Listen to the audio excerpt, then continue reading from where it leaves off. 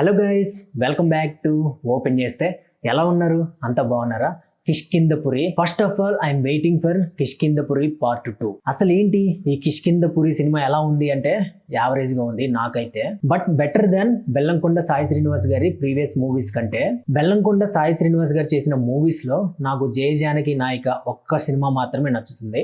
After జయ జానకి నాయిక తర్వాత ఇన్ని సంవత్సరాల తర్వాత ఈ సినిమా నాకు కొంచెం బెటర్ గా అనిపించింది. సో అసలు ఏంటి ఈ సినిమాలో ఏది బెటర్ గా అనిపించింది, ఈ సినిమాలో ఉన్న పాజిటివ్స్ ఏంటి అని మాట్లాడుకోవాలంటే, ఫస్ట్ ఆఫ్ ఆల్ బేసిక్ గా బెల్లంకొండ సాయి శ్రీనివాస్ గారి మూవీస్ మీరు అబ్జర్వ్ చేస్తే ఆయన కొన్ని షార్ట్స్ లో అక్కడక్కడ కొంచెం బ్లాంక్ ఫేస్ పెట్టినట్టు ఉంటుంది, ఎంటీ ఫేస్ పెట్టినట్టు ఉంటుంది. అలాంటి బ్లాంక్ ఫేసెస్, ఎంటీ ఎక్స్ప్రెషన్స్ లేకుండా ఈ సినిమాలో చాలా కేర్ తీసుకున్నారు డైరెక్టర్ గారు. అండ్ అలాగే నెక్స్ట్ స్టోరీ కూడా చాలా బాగా రాసుకున్నారు. లాజిక్స్ కానివ్వండి, అలాగే కనెక్షన్స్ కానివ్వండి, అన్ని కూడా చాలా బాగా సెట్ చేసుకున్నారు. ఈ లాజిక్స్, ఈ కనెక్షన్స్ అన్ని కూడా రెగ్యులర్ గా సినిమాలు చూసే వాళ్ళకి, బాగా ఫాలో అయ్యే వాళ్ళకి కొంచెం ముందుగానే అర్థం అవ్వచ్చు, గెస్ చేయొచ్చేమో గానీ నార్మల్ ఆడియన్స్ కి అయితే అవి కొంచెం మంచిగానే అనిపిస్తాయి. ఇలాగా ఫస్ట్ హాఫ్ వరకు అయితే చాలా బాగా చేసుకున్నారు. హర్రర్ ఎలిమెంట్స్ కానివ్వండి, సౌండ్ ఎఫెక్ట్స్ కానివ్వండి, హర్రర్ అండ్ గోస్ట్ షార్ట్స్ కానివ్వండి, మ్యూజిక్ కానివ్వండి, బ్యాక్గ్రౌండ్ స్కోర్ కానివ్వండి, హైపర్ ఆది గారి కామెడీ, అలాగే సుదర్శన్ గారి కామెడీ, ఇవన్నీ కూడా ఒక ఫుల్ ప్యాకేజ్ లాగా మంచిగా ప్యాక్ చేసి పెట్టుకున్నారు ఫస్ట్ హాఫ్ వరకు.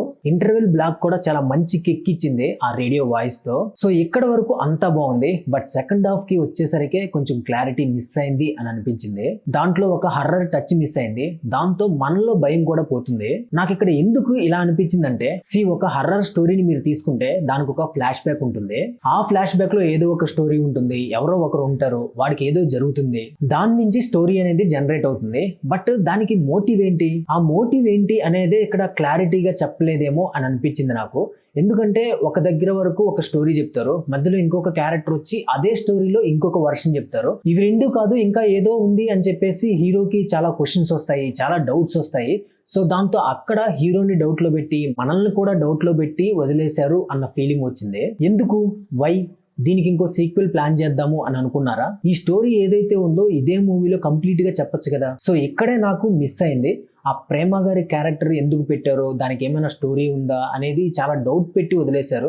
సో అలా ఎందుకు పెట్టారో ఏంటో నాకైతే అర్థం కాలేదు. అందుకే యావరేజ్ గా అనిపించింది ఈ సినిమా నాకు. సినిమా ఎండ్కి వచ్చేసరికి ఎవరైతే ఆ గోస్ట్ క్యారెక్టర్ చేశారో ఆ క్యారెక్టర్ కి సంబంధించి కూడా కొన్ని క్వశ్చన్స్ రైజ్ చేశారు. And at the same time ఈ ఫ్లాష్ బ్యాక్ లో ఉన్న ఒక క్యారెక్టర్ గోస్ట్ లాగా ఎలా మారింది, సో ఇన్ని క్వశ్చన్స్ ఉన్నాయి నాకైతే. సో ఈ సినిమా చూస్తే మీకు కానీ ఈ క్వశ్చన్స్ కి ఆన్సర్స్ తెలిస్తే కామెంట్స్ లో చెప్పండి. సో అది గైస్ ఇవాళ మన వీడియో. ఈ వీడియో మీకు నచ్చితే ఒక లైక్ కొట్టండి. అండ్ అలాగే ఈ సినిమా మీరు చూస్తుంటే మీకు ఎలా అనిపించిందో కూడా కామెంట్స్ లో చెప్పండి.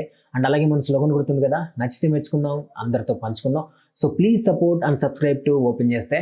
పక్కనే ఉన్న బెల్ ఐకాన్ నొక్కడం మాత్రం అస్సలు మర్చిపోవద్దు. సో నెక్స్ట్ వీడియోలో మళ్ళీ కలుద్దాం. Until then take care, see you all later, bye.